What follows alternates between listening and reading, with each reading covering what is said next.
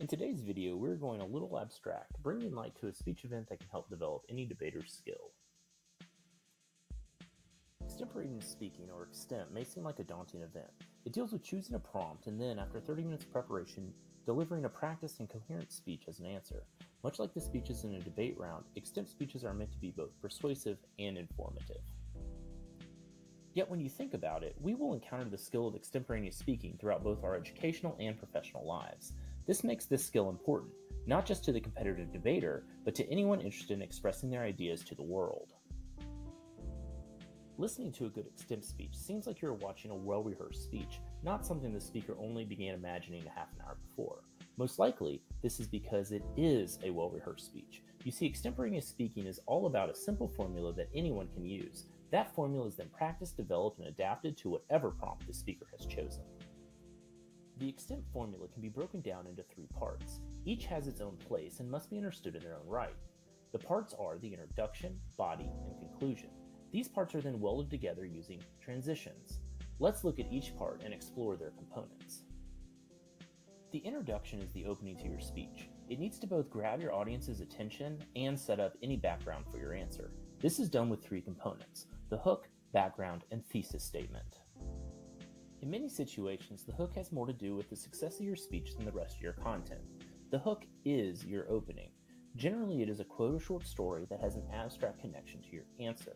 This is the first place you either gain or lose your audience's attention, so use the time wisely. Here, your preparation will count. Be creative with your hook. Connect with your audience by either building a shared value or humor. Abe Lincoln's House Divided quote will only get you so far.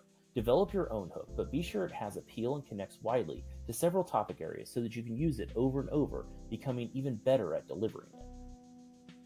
Next, you need to address any background information that influenced your answer. Remember, your audience may have no prior knowledge of your topic area. This serves as a bridge to building the warrants you use throughout your speech to support your claim. The introduction ends with a thesis statement to firmly answer your prompt and tell the audience where you are going. This single sentence helps to maintain your audience's attention by allowing them to track where you've taken them and what you still plan to cover. With the introduction complete, let's move on to the bulk of your speech, the body.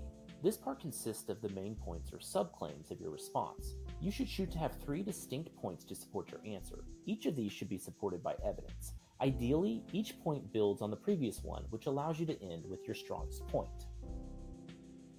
Finally, the speech ends with the conclusion. This last part of the extemp speech has 2 purposes. First, it is used to reinforce the main claim of your speech by bringing together and reiterating the main points. But much more importantly, it wraps up your speech by revisiting the hook from the introduction. This re-engages the audience with you, the speaker, and your topic. Wrapping your conclusion back to your hook gives your speech an appearance of cohesiveness and refinement. That's it. Keeping to this formula will allow you to then concentrate on building your ideas and speaking skills independent of the random topics drawn. But this is just a starting point. There's certainly more to cover, such as movement techniques, appropriate gesturing, internal-external links, and the use of identifying warrants to strengthen your claims. But all that can be added as you practice and perfect the basic formula. Thanks for watching. If you want to see more of what we have to offer at Real Critique, check out our website. There you will find everything from LD theory to criterion analysis.